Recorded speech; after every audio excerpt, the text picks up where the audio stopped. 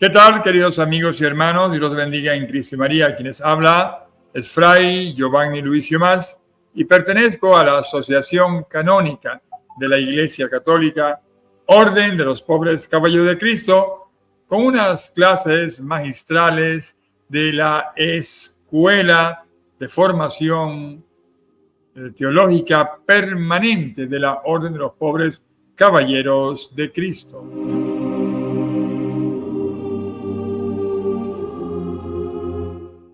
Y llegamos a ustedes gracias a Radio Católica Internacional Templaria. Hoy con nuestra clase magistral de metafísica. Y para ello vamos a ponernos en presencia de Dios, en el nombre del Padre, del Hijo y del Espíritu Santo. Amén. La gracia de nuestro Señor Jesucristo, el amor del Padre y la comunión del Espíritu Santo esté con todos nosotros. Oh Señor, Dios y dador de todo el universo, te pedimos que nos des inteligencia, nos des discernimiento, nos des sabiduría para poder llegar a nuestros alumnos y que entiendan que tus misterios no son tan misteriosos, sino que están a la mano de cada uno de nosotros. Nos ponemos en manos de Dios, del Yahvé, el que es, y que nuestra Santísima Madre, la Virgen María, Madre de Dios y Madre nuestra, nos lleve a Jesucristo. Por Jesucristo nuestro Señor. Amén.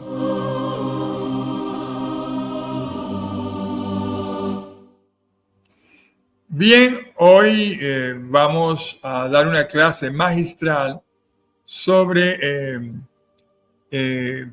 la metafísica. Hemos pasado de la introducción, ahora entramos a una clase magistral, aunque dimos una clase especial viendo la diferencia entre la metafísica de Connie Méndez y la metafísica cristiana católica. Y esta clase magistral vamos a detallar los elementos claves de la metafísica cristiana católica y, por supuesto, su utilidad práctica y su rol indispensable en la teología y en la vida de la fe. Entonces, vamos a estudiar los elementos fundamentales de la metafísica cristiana. Porque la metafísica cristiana, ella se consolida principalmente o se fundamenta por Santo Tomás de Aquino, que él es la cúspide de la razón humana en su búsqueda de Dios. Es la ciencia del ser en cuanto ser y sus propiedades. Es por eso que encontramos entonces los primeros elementos centrales de la metafísica, porque la metafísica como asignatura, ella se articula en torno a los siguientes conceptos fundamentales. Primero, el estudio del ser ontológico, o sea, la ontología. En la pregunta fundamental que nos hacemos, ¿qué significa existir?, la metafísica no estudia un ser como un biólogo estudia seres vivos, sino el ser de todas las cosas. ¡Wow! El ser de todas las cosas. Lo estudia en su esencia y en su existencia, lo que es el acto del ser. Esta es la distinción más crucial, queridos amigos. Estudiaremos o se estudia también la existencia. Es lo que en latín denominamos el actus essentii o essentii, que es el acto del ser. Es el acto del ser real, de estar en el mundo. Para todo lo creado, la existencia es un acto recibido de Dios y es distinta de su esencia. También dentro de esos elementos encontramos el ser teológico. Por lo menos un ángel tiene una esencia, ser espíritu puro, pero su existencia es un don. Solo en Dios coinciden perfectamente o sea, la esencia y la existencia. Es lo que denominamos es el ixum exe subsistem. Otro elemento muy importante que encontramos es la potencia y el acto. Y escuchen bien esto. Un concepto que viene de Aristóteles y que lo adopta, si se quiere, la teología cristiana, pero es de Aristóteles. Entonces, la potencia, escuchen bien esto, es la capacidad de llegar a hacer algo. Por lo menos, un niño, aunque es un niño, es un adulto en potencia. Con esto es que nosotros nos basamos en la metafísica sobre el aborto, que es antinatura. Porque nosotros encontramos el ogocigoto, la unión del espermatozoide con el óvulo. Y si se quiere, aunque esa unión del ogocigoto es un niño, es un adulto en potencia. Ahí viene entonces a demostrar que es un asesinato, aunque en el acto puro no lo es, pero en la potencia, en la capacidad de llegar a hacer algo, ese ogocigoto, aunque no ha nacido, está en formación y está allí, es un niño o adulto en potencia. Ahora viene el acto. Tenemos la potencia y tenemos el acto. Lo que ya se es. O sea, el niño es un niño en acto. El ogocigoto es un ogocigoto en el acto. El adulto es un adulto en el acto. Pero la potencia nos dice a nosotros que dentro de ese acto es un niño y tiene la potencia y la capacidad de llegar a ser un adulto. En la aplicación, dentro de esos elementos, la aplicación a Dios, Dios es acto puro, actus purus. No tiene potencialidad para ser más perfecto, pues es la perfección misma. Entramos en un segundo elemento, que son los trascendentales del ser. ¿Qué es esto?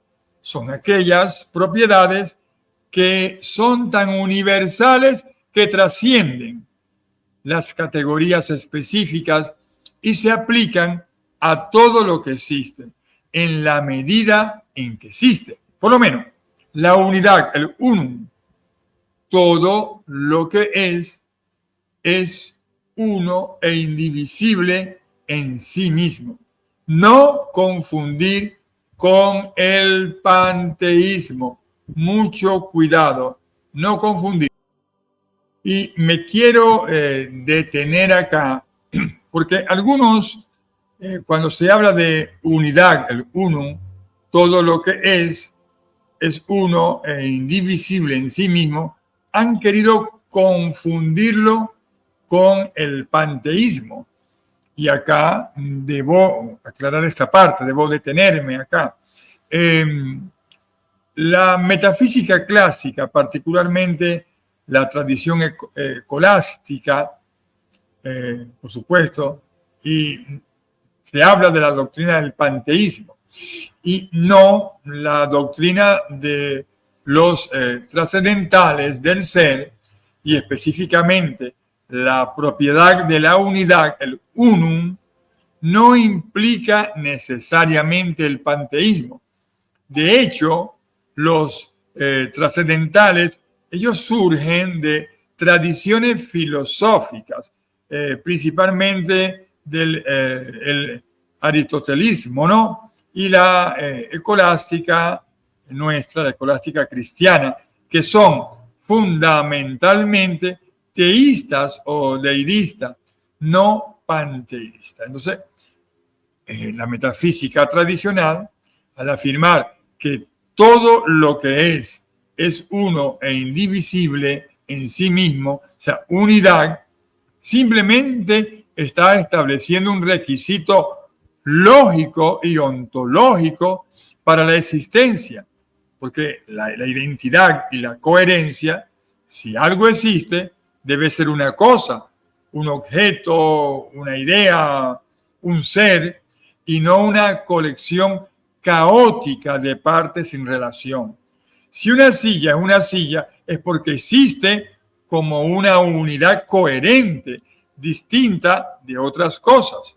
Entonces, principio de no contradicción, acuérdense, principio de no contradicción. La unidad es esencial para que algo sea cognoscible. Si algo no fuera uno, no podríamos decir que es, porque entonces carecería de una identidad definida. Creo que esta acá explicación viene a aclarar de que nada se está buscando con el panteísmo. Cuando hablamos de la unidad, el unum, ¿no? Todo lo que es uno e indivisible en sí mismo. Continuando entonces con los trascendentales del ser, nos encontramos con verdad, veritas, el verum, todo lo que es inteligible, o sea, y verdadero, inteligible y verdadero. O sea, la verdad se define como ¿cómo sería? Como la adecuación, sí, entre la mente y la cosa.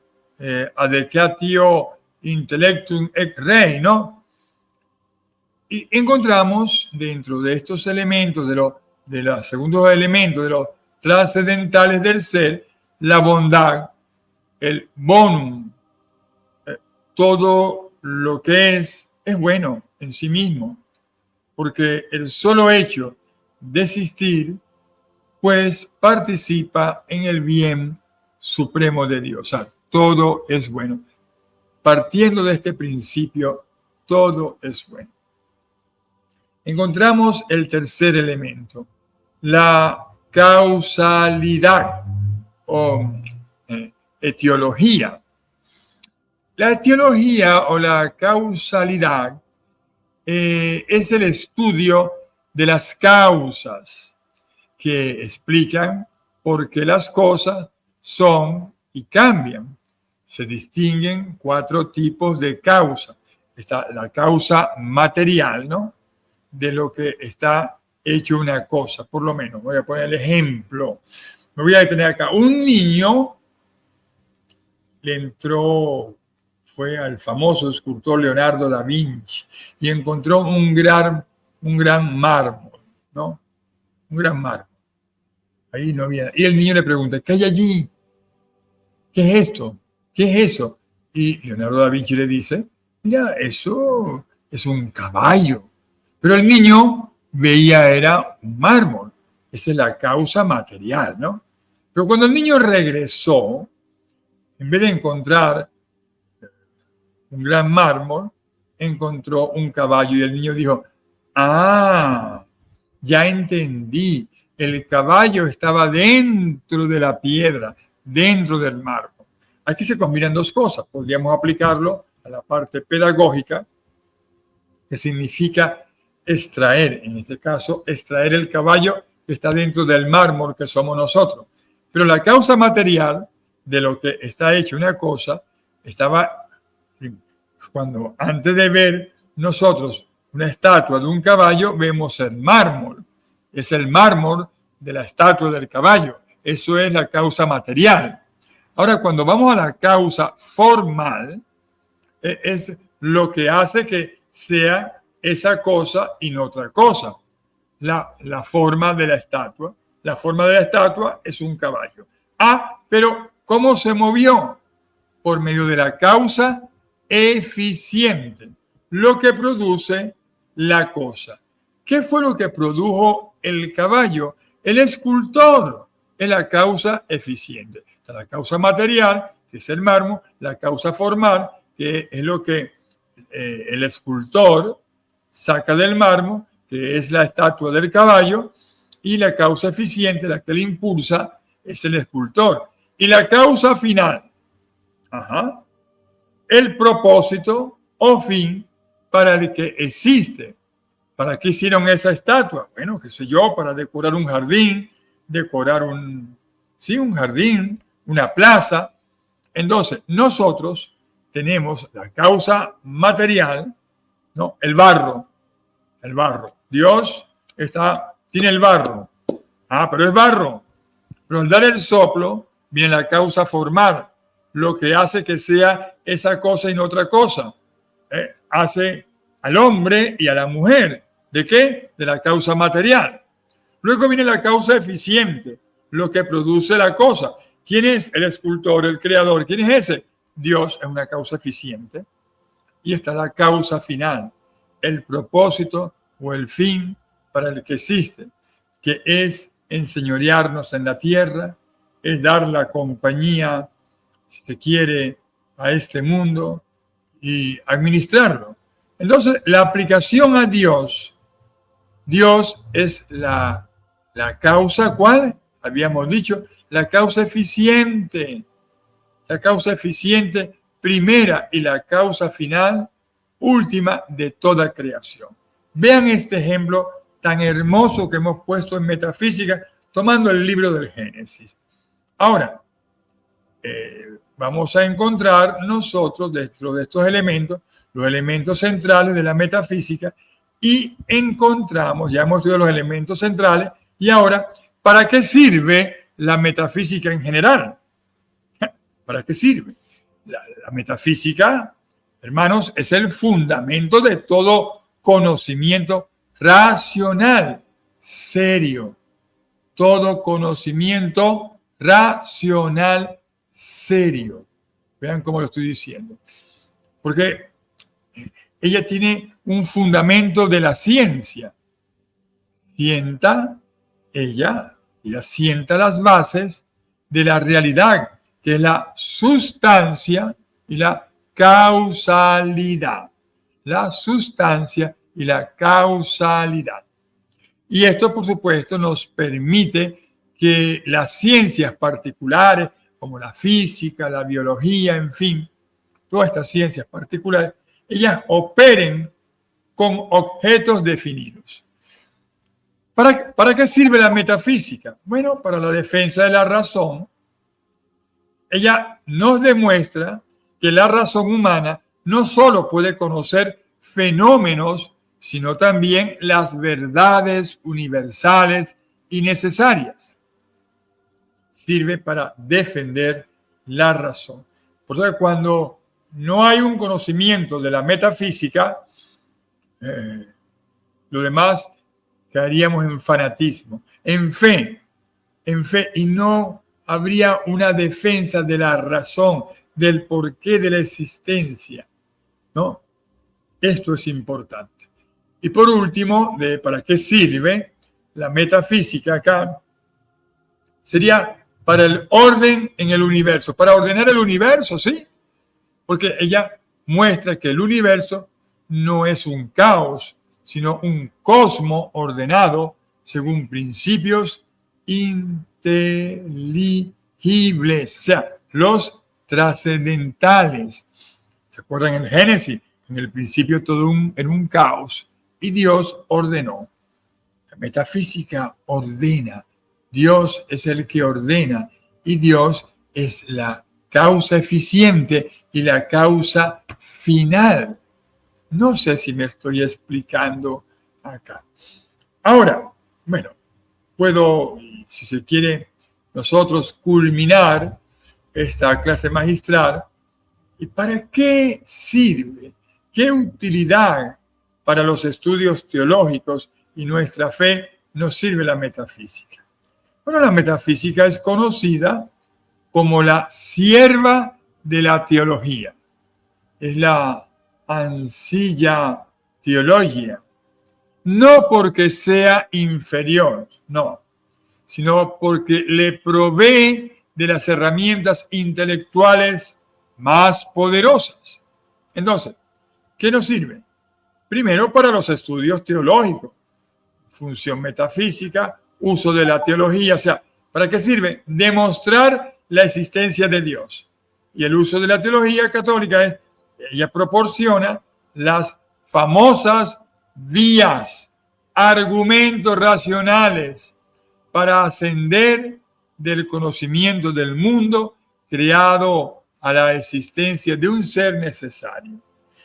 Santo Tomás de Aquino, para llegar a las vías del conocimiento, las famosas vías, los argumentos racionales hacia Dios, utilizó la metafísica. La función metafísica también es clarificar los atributos divinos. ¿Qué nos permite esto en la teología católica? Nos permite definir a Dios con precisión como acto puro, ser subsistente, verdad absoluta y bien supremo, evitando antropoformismos burdos, que lamentablemente los hay, pero eso lo evita. También en la función metafísica es entender la creación para un uso católico, porque el concepto de esencia y existencia explica que la creación es un acto por el cual Dios confiere la existencia, el exe, a una esencia. Existencia, el exe, a una esencia. Y por supuesto, la función metafísica, por último, es acá, a nivel de la teología católica, es comprender la Eucaristía. Fin último. Por eso que yo dudo que ataquen a la Eucaristía con todos estos cambios que están queriendo hacer. Porque el uso en la teología sería los conceptos de sustancia y accidente. Estamos utilizando la metafísica aristotélica, que ya son esenciales para explicar la transustanciación. La sustancia del pan y el vino cambia al cuerpo y sangre de Cristo, pero los accidentes, o sea, la apariencia, sabor, permanecen, sigue siendo pan y vino. Bien, ahora, ¿para qué sirve para nuestra fe? Primero, para la madurez intelectual, queridos hermanos. La madurez intelectual de la fe. La metafísica nos ayuda a pasar de una fe basada solo en el sentimiento, siento y miento, a una fe razonada y sólida, que puede dialogar con el mundo, que puede razonar, que no es fanática. Segundo, para nuestra fe personal, es el combate al fideísmo y al racionalismo. El fideísmo de tomar solo la escritura sin interpretarla, eso se llama fideísmo. Y al racionalismo debemos aplicar la razón. Ella nos enseña que razón y fe provienen de la misma fuente, que es Dios, y nunca pueden contradecirse. Fide ratio de San Juan Pablo II. Y por supuesto esto evita el fideísmo, la sola fe, y el racionalismo, solo razón. ¿Qué le habrá pasado a Martín Lutero? ¿Será que lo reprobaron en metafísica? Si cuando estudiamos esto, podemos nosotros entonces razonar la fe y ver que los evangélicos, los protestantes, están equivocadísimos. Y ellos lo saben porque ahorita los teólogos, al estudiar metafísica, se dan cuenta de esto. Y por supuesto, ¿para qué sirve para nuestra fe? La valorización del ser. Porque al entender que todo lo que existe, o sea, incluso una piedra, es bueno y verdadero por participar del ser de Dios y fomenta la admiración y el respeto por la creación. Es parte del universo. También yo la piedra, si yo choco dos piedras, hago fuego, hace chispa. Puedo aguantar una tapa, pero malo es cuando tiro la piedra y puedo herir a alguien. Pero también existe esa piedra que la lanzo y puede neutralizar a un animal que va a ser comida del ser humano. Esto es así, es la valorización o el valor del ser, al entender que todo lo que existe es bueno y verdadero. Bueno, yo acá me voy a despedir con unas preguntas. Porque entramos en el nivel avanzado, ¿no? Para mis alumnos. Le hago una pregunta sobre la trascendencia del ser. A ver si ustedes logran explicar cómo el concepto metafísico de acto puro, elimina toda posibilidad de imperfección o cambio de Dios. Razonen allí. La trascendencia del ser. Trata de explicar cómo el concepto metafísico del acto puro elimina toda posibilidad de imperfección o cambio de Dios. Segunda pregunta. Analogía del ser. Piensa allí. Vamos a ver. Santo Tomás de Aquino, él afirma que el ser no se dice de Dios, de las criaturas, de manera inequívoca, ¿no? O sea, igual, ni equívoca, totalmente diferente, sino analógica. La pregunta es, ¿qué significa esta analogía y por qué es crucial para evitar el panteísmo y entender la relación creador-criatura? Creador-criatura. Le voy a dar una pista. Creador-criatura. El panteísmo es que el creador y la criatura es uno. Aquí no. Creador y criatura. Hay un diálogo. Ahí le dejé una pista de la respuesta. Y tercero, voy a la aplicación de la Eucaristía, que nos interesa mucho esta parte. Si un teólogo debe explicar la transustanciación, ¿por qué es totalmente necesario que maneje con precisión los conceptos metafísicos de sustancia y accidente? Acuérdense que lo hablamos arriba. Bien, mis queridos hermanos y amigos, la clase magistral se hizo larga porque es eso, es una clase magistral. Bien, yo me despido de ustedes. Dios los bendiga en Cristo y María. Dios me los bendiga y que María Santísima siempre nos lleve a Jesús para que nosotros hagamos lo que Él nos diga y que San José siempre sea el custodio nuestro y que nuestro Señor Jesucristo nos dé siempre, porque Él es la salvación pura, Él es el Redentor puro. Dios los bendiga en Cristo y María.